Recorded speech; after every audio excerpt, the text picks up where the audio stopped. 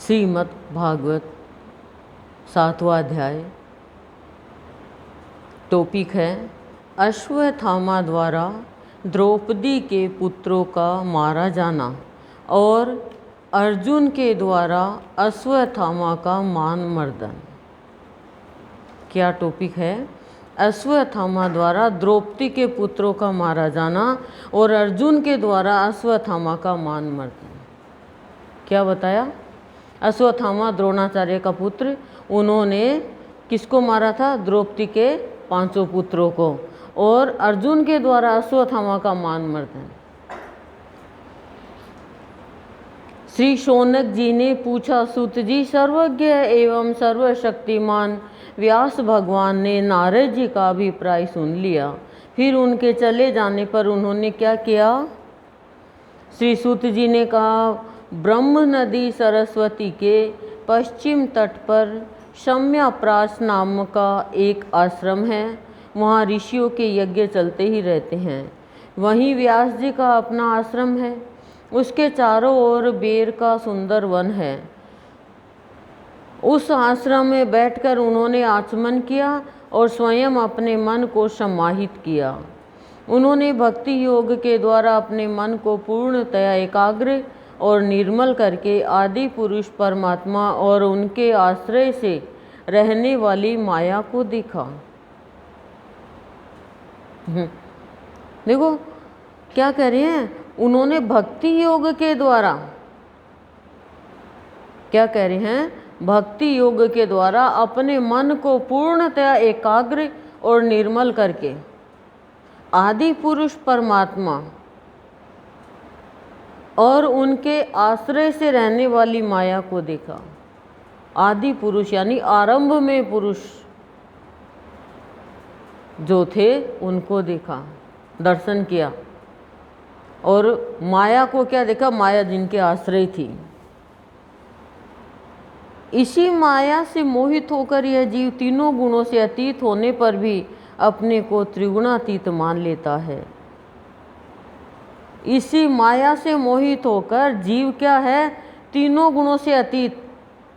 तीनों गुणों से अतीत मतलब बीत जाने पर भी अपने को त्रिगुणातीत मान लेता है और इस मान्यता के कारण होने वाले अनर्थों को भोगता है। इन अनर्थों की शांति का साक्षात साधन है केवल भगवान का भक्ति योग। भक्ति के कारण मन निर्मल होता है और भक्ति के कारण पूर्णतया मन एकाग्र होता है। बिना भक्ति के हो नहीं सकता।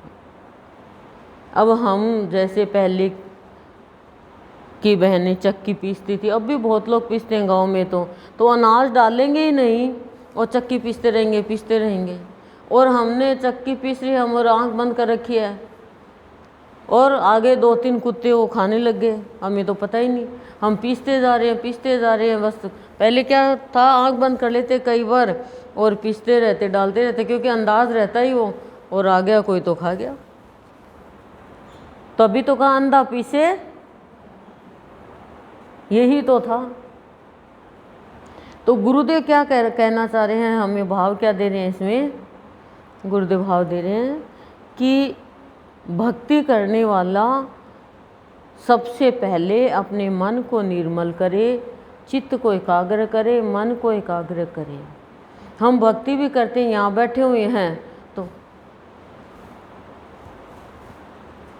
इधर उधर देखते रहते हैं, तो हमारा ध्यान इधर तो नहीं है ना, हमारा ध्यान तो और ही किधर है। तो हम क्या ले पाएंगे? कुछ ले ही नहीं पाएंगे। परंतु संसार के लोग इस बात को नहीं जानते। यही समझकर उन्होंने इस परमहंसों की संहिता श्रीमद् भागवत की रचना की। इसके श्रवण मात्र से पुरुषोत्तम भगवान श्री कृष्ण के प्रति परम प्रेममयी भक्ति हो जाती है। श्रवण करने से ही, जिससे जीव के शोक, मोह और भय नष्ट हो जाते हैं। बहुत बड़ा महत्व बताया है इसका। उन्होंने इस भागवत संहिता का निर्माण और पुनरावृत्ति करके इसे अपने निवृत्ति परायण पुत्र श्री सुखदेव जी को पढ़ाया। देखो क्या बता रहे हैं, व्यास जी ने इसका निर्माण किया, लेकिन सुनाया सुखदेव जी को। सुखदेव जी ने परीक्षित को सुनाया। श्री शौनक जी ने पूछा, श्री सुखदेव जी तो अत्यंत निवृत्ति परायण है, मतलब वो तो निर्लिप्त है, मुक्त है हर चीज से, उन्हें किसी भी वस्तु की अपेक्षा नहीं है, वे सदा आत्मा में ही रमण करते हैं, फिर उन्होंने किस लिए इस विशाल ग्रंथ का अध्ययन किया।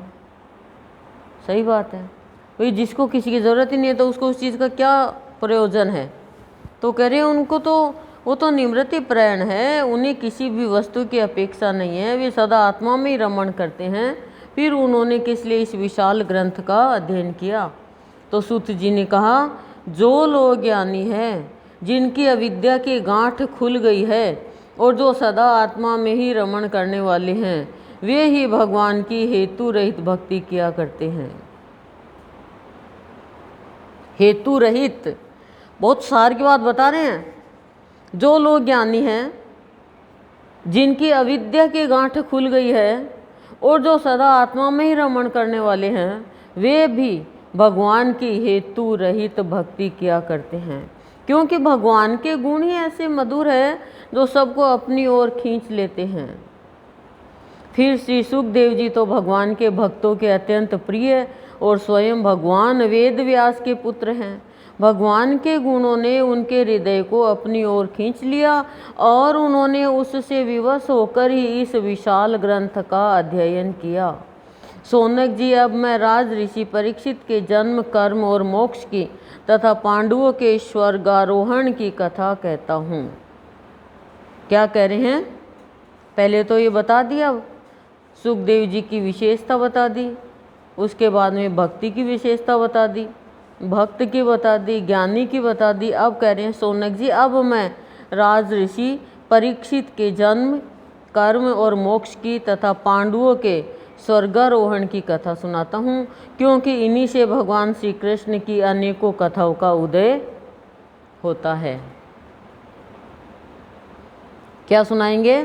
परीक्षित के जन्म, कर्म और मोक्ष की तथा पांडवों के स्वर्गारोहण की कथा सुनाता हूँ। ठीक है।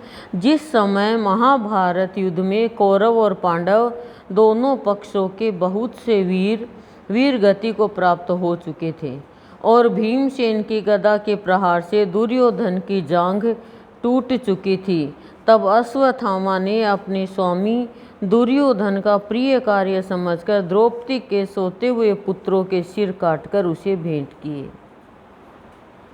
अपने स्वामी दुर्योधन का प्रिय कार्य समझकर, दुष्टों का प्रिय कार्य क्या होता है? यही तो होता है। क्या किया उसने? द्रौपदी के सोते हुए पुत्रों के सिर काटकर उसे भेंट किए। यह घटना दुर्योधन को भी अप्रिय ही लगी, क्योंकि ऐसे नीच कर्म की सभी निंदा करते हैं। उन बालकों की माता द्रौपदी अपने पुत्रों का निधन सुनकर अत्यंत दुखी हो गई। उसकी आंखों में आंसू छलछला आए, वह रोने लगी। अर्जुन ने उसे सांत्वना देते हुए कहा, कल्याणी, मैं तुम्हारी आंसू तब पूछूंगा जब उस आतताई ब्राह्मणधम का सिर गांडीव धनुष के बाणों से काटकर तुम्हें भेंट करूंगा, और पुत्रों की अंत्येष्टि क्रिया के बाद तुम उस पर पैर रख कर स्नान करोगी। अर्जुन ने प्रण ले लिया।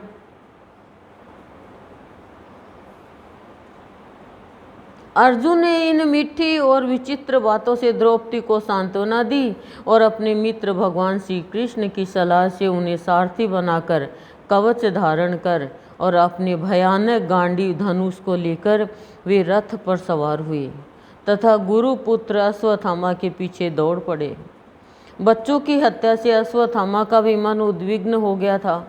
जब उसने दूर से ही देखा कि अर्जुन मेरी ओर झपटे हुए आ रहा है, तब वह अपने प्राणों की रक्षा के लिए पृथ्वी पर जहाँ तक भाग सकता था रुद्र से भयभीत सूर्य की अन्य भांति भागता रहा।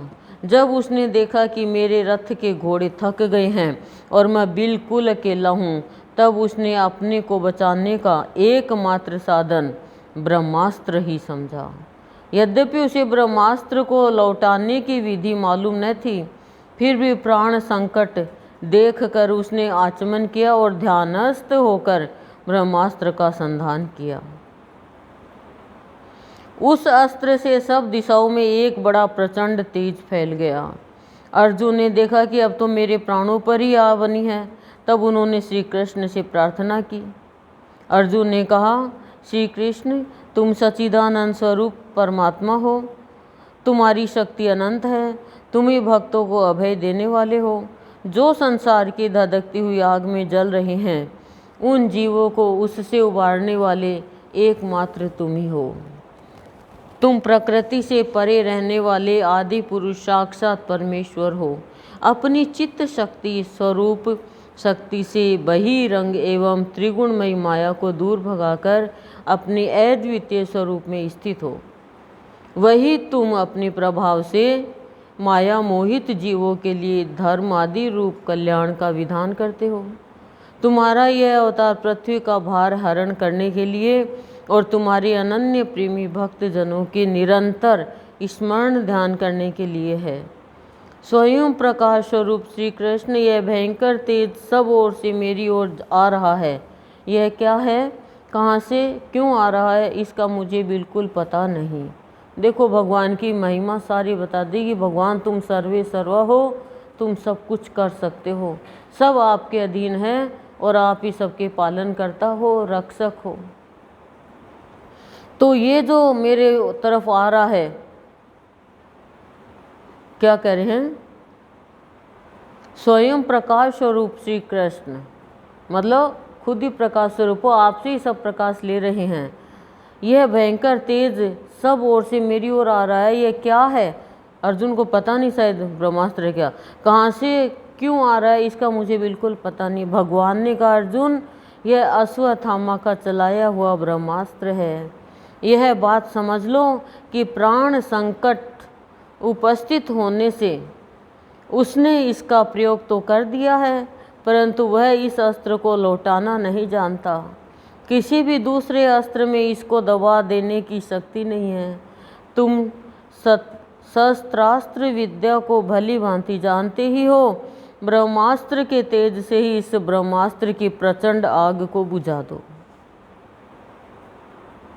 सूत जी कहते हैं, अर्जुन विपक्षी वीरों को मारने में बड़े प्रवीण थे। भगवान की बात सुनकर उन्होंने आचमन किया और भगवान की परिक्रमा करके ब्रह्मास्त्र के निवारण के लिए ब्रह्मास्त्र का ही संधान किया। बाणों से वेष्टित उन दोनों ब्रह्मास्त्रों के तेज प्रलयकालीन सूर्य एवं अग्नि के समान आपस में टकराकर सारे आकाश और दिशाओं में फैल गए और बढ़ने लगे। तीनों लोकों को जलाने वाली उन दोनों अस्त्रों की बढ़ी हुई लपटों से प्रजा जलने लगी और उसे देखकर सब ने यही समझा कि यह प्रलय काल की संवर्तक अग्नि है। उस आग से प्रजा का और लोकों का नाश होते देख भगवान की अनुमति से अर्जुन ने उन दोनों को ही लौटा लिया। अर्जुन की आंखें क्रोध से लाल लाल हो रही थी। उन्होंने झपट कर उस क्रूर अश्वत्थामा को पकड़ लिया और जैसे कोई रस्सी से पशु को बांध ले वैसे ही बांध लिया। अश्वत्थामा को बलपूर्वक बांधकर अर्जुन ने जब शिविर की ओर ले जाना चाहा, तब उनसे कमल नयन भगवान श्री कृष्ण ने कुपित होकर कहा, अर्जुन, इस ब्राह्मण धाम को छोड़ना ठीक नहीं है, इसको तो मार ही डालो। इसने रात में सोए हुए निरपराध बालकों की हत्या की है। धर्मवेता पुरुष, असावधान मतवाले, पागल, सोए हुए बालक, स्त्री, विवेक ज्ञान शून्य, शरणागत, रथहीन और भयभीत शत्रु को कभी नहीं मारते, परंतु जो दुष्ट और क्रूर पुरुष दूसरों को मारकर अपने प्राणों का पोषण करता है, उसका तो वध ही उसके लिए कल्याणकारी है, क्योंकि वैसी आदत को लेकर यदि वह जीता है तो और भी पाप करता है और उन पापों के कारण नरकगामी होता है। फिर मेरे सामने ही तुमने द्रौपदी से प्रतिज्ञा की थी कि मानवती, जिसने तुम्हारे पुत्रों का वध किया है, उसका सिर मैं उतार लाऊंगा। इस पापी कुलांगार आतताई ने तुम्हारे पुत्रों का वध किया है और अपने स्वामी दुर्योधन को भी दुख पहुंचाया है, इसलिए अर्जुन इसे मार ही डालो। भगवान श्री कृष्ण ने अर्जुन के धर्म की परीक्षा लेने के लिए इस प्रकार प्रेरणा की, परंतु अर्जुन का हृदय महान था। यद्यपि अश्वत्थामा ने उनके पुत्रों की हत्या की थी, फिर भी अर्जुन के मन में गुरु पुत्र को मारने की इच्छा नहीं हुई। इसके बाद अपने मित्र और सारथी श्री कृष्ण के साथ वे अपने युद्ध शिविर में पहुँचे।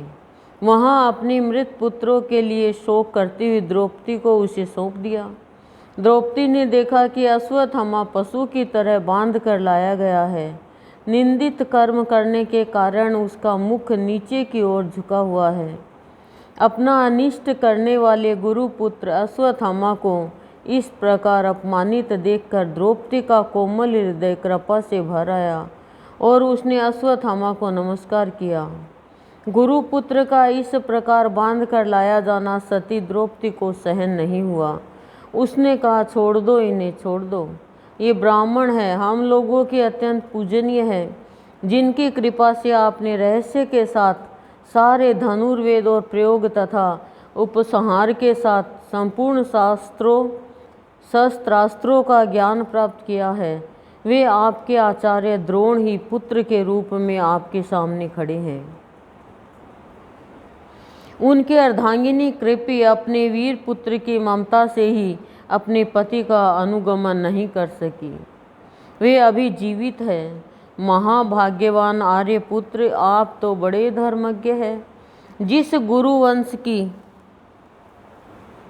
नित्य पूजा और वंदना करनी चाहिए, उसी को व्यथा पहुंचाना आपके योग्य कार्य नहीं है। जैसे अपने बच्चों के मर जाने से मैं दुखी होकर रो रही हूँ और मेरी आंखों से बार बार आंसू निकल रहे हैं, वैसे ही इनकी माता पतिव्रता गौतमी न रोए। जो उच्छृंखल राजा अपने कुकृत्यों से ब्राह्मण कुल को कुपित कर देते हैं, वह कुपित ब्राह्मण कुल उन राजाओं को सपरिवार शोकाग्नि में डालकर शीघ्र ही भस्म कर देते हैं।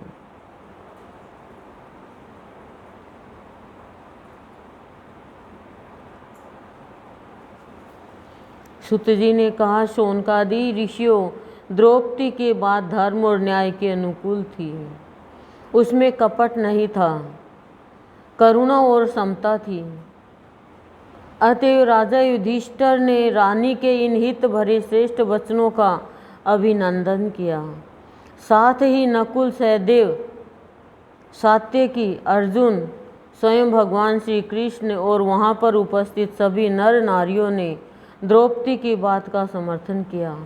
उस समय क्रोधित होकर भीमसेन ने कहा, जिसने सोते हुए बच्चों को न अपने लिए और न अपने स्वामी के लिए बल्कि व्यर्थ ही मार डाला, उसका तो वध ही उत्तम है।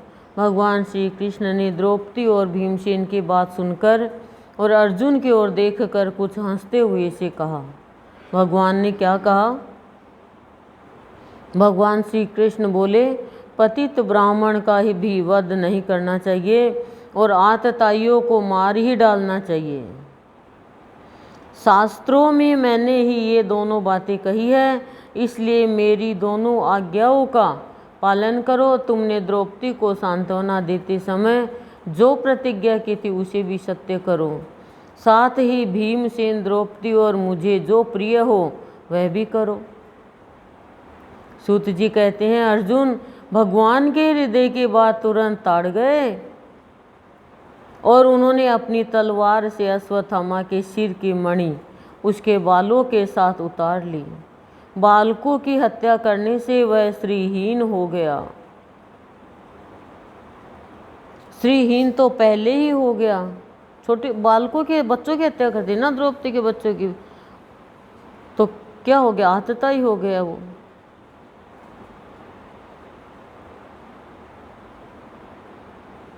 अब मणि और ब्रह्म तेज से भी रहित हो गया। इसके बाद उन्होंने रस्सी का बंधन खोलकर उसे शिविर से निकाल दिया। मूंड देना धन छीन लेना और स्थान से बाहर निकाल देना, यही ब्राह्मण धमों का वध है। उनके लिए इससे भिन्न शारीरिक वध का विधान नहीं है।